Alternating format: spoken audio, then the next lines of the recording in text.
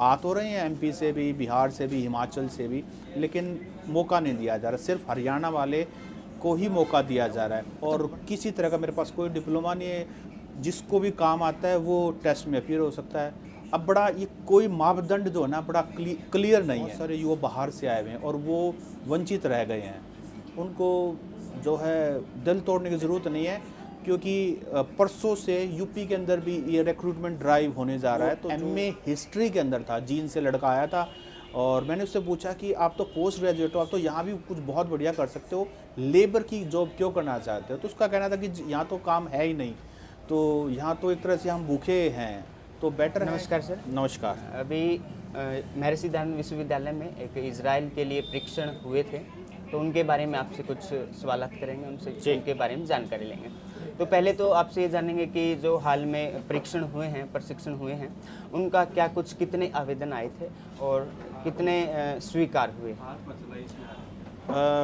अभी करीब कल सैटरडे तक 3000 के करीब रजिस्ट्रेशन हो चुका था और उनमें से करीब 1800 के करीब जो है उनका टेस्ट हो चुका था और उसके ये मानिए कि 400 के करीब जो है ना स्किल टेस्ट जिनका था उनका पास हो गया था।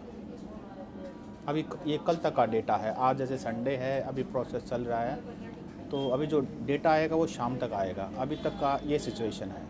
इन दिनों 4 या 5, 6 जितने भी दिन प्रोसेस चलाई है, प्रक्रिया चली इस प्रशिक्षण की, तो उसमें क्या क्या दिन कैसे क्या चला उसके बारे में भी एक बार बता दीजिए। देखिए, पहले फर्स्ट डे तो 16 तारीख से स्टार्ट हुआ ये और आज 21 तारीख है।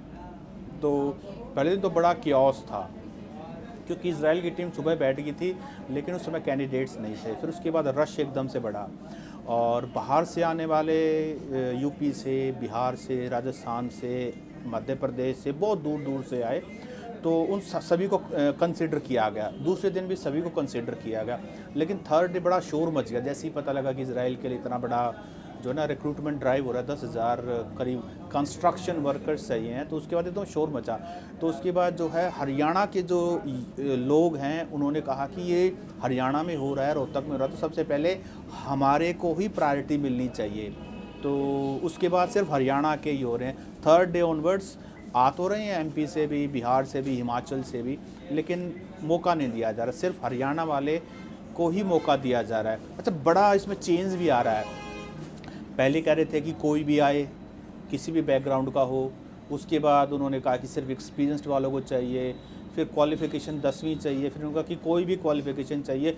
बड़ा ही कन्फ्यूज़न और क्योस का भी, किसी को नहीं पता कि क्या चाहिए। क्योंकि आज ही संडे को अभी मैं रिक्रूटमेंट सेंटर से होके आया हूँ, तो वहाँ बताया गया कि कुछ तो बोले थे कि हमने ITI डिप्लोमा किया है, सिर्फ उन्हीं को स्किल टेस्ट देने दे रहे हैं। लेकिन फिर मुझे एक और कैंडिडेट मिला जो बोला कि मैं अभी बाहर आया हूँ और किसी तरह का मेरे पास कोई डिप्लोमा नहीं है, जिसको भी काम आता है वो टेस्ट में अपीयर हो सकता है।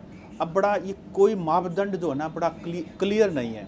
लेकिन मैंने एक चीज़ जो नोट की कि आज लास्ट दिन है, संडे का दिन है आज, तो लास्ट दिन है और आज भी बहुत सारे युवा बाहर से आए हुए हैं और वो वंचित रह गए हैं। उनको जो है दिल तोड़ने की ज़रूरत नहीं है, क्योंकि परसों से यूपी के अंदर भी ये रिक्रूटमेंट ड्राइव होने जा रहा है। तो जो रह गए हैं वो यूपी में अपना लक ट्राई कर सकते हैं, वहाँ अप्रोच कर सकते हैं। समय से जाएं और समय से अपना रजिस्ट्रेशन करवाएं और उसके बाद जो है वो पार्टिसिपेट करें। जी सर। एक और जैसे कि अभी 10,000 श्रमिक इजराइल में मांगे गए हैं, तो इसमें क्या कुछ आप इस बारे में बता सकते हैं कि भाई कितने हरियाणा से हैं या फिर अदर स्टेट से कितने, क्या कुछ इस बारे में बता? नहीं, इस तरह का कोई वो नहीं है, लेकिन दिसंबर के अंदर हरियाणा सरकार ने हरियाणा रोज़गार कौशल निगम लिमिटेड ने एडवर्टाइज़ किया था कि हमें 10,000 कंस्ट्रक्शन वर्कर हरियाणा से हमें भर्ती करने हैं।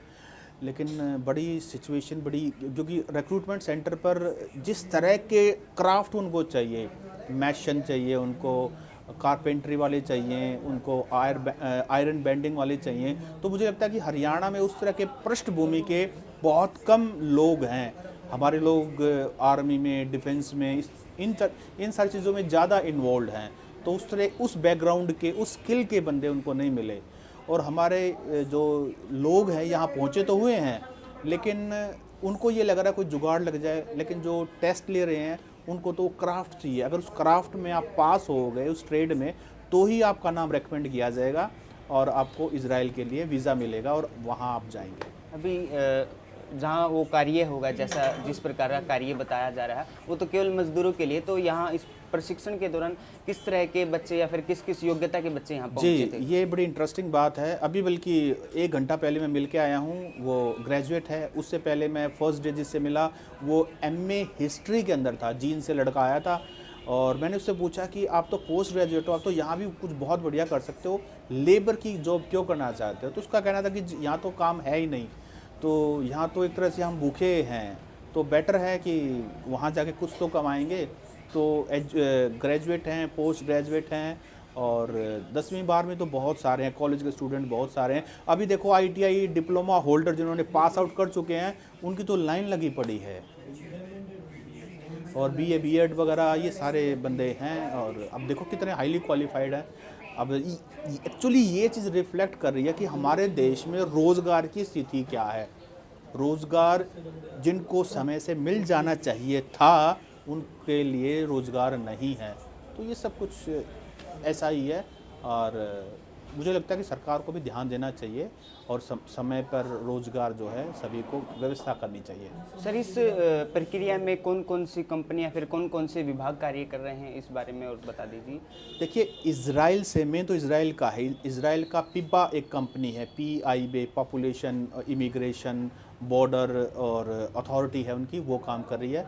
हरियाणा से हरियाणा रोजगार कौशल निगम लिमिटेड काम कर रहा है और सेंटर से जो है NSDC national skill development council जो है, उनके ऑफिशियल्स काम कर रहे हैं। तो 3 टीमें यहाँ रोहतक में काम कर रहे हैं। अब अगर ये यूपी में शिफ्ट होगा तो जो पिबा है वो तो काम करेंगे इजराइल के और NSDC वाले काम करें। यूपी के लिए जो भी इनकी रिक्रूटमेंट एजेंसी होगी वो इन्वॉल्व होगी, तो स्टेट स्पेसिफिक हो जाएगा। ये 3 एजेंसी हरियाणा में अभी भर्ती कर रही हैं। सर, धीरे धीरे जैसे जैसे आपने एक पर्सन रखा कि नौकरियां ख़त्म हो रही है, तो क्या आने वाले समय में कैसा क्या रहेगा नौकरियों के संदर्भ में, कैसा कौशल रोजगार के तहत जैसे अभी नौकरियां निकाली जा रही हैं? देखिए, ये तो सरकार ही बता सकते, सरकार की ही प्लानिंग है। सरकार को इस बारे में सीरियसली सोचने की ज़रूरत है क्योंकि हमारे यहाँ नंबर ऑफ एप्लीकेंट्स बहुत सारे हैं। वो कहते हैं ना लोकल, उसके अंदर अगर आप एक पत्थर उठाकर फेंको तो किसी ना किसी बेरोज़गार को लगेगा, पढ़ा लिखा बेरोज़गार जिसके पास काम नहीं है। तो ये सिचुएशन बड़ी सीरियस है और आने वाले समय में इसके लिए बहुत मजबूत प्लानिंग की ज़रूरत है और क्रियान्वयन करने की ज़रूरत है, जो भी पॉलिसी हैं, जो भी प्लानिंग है। Thank you sir. वेलकम।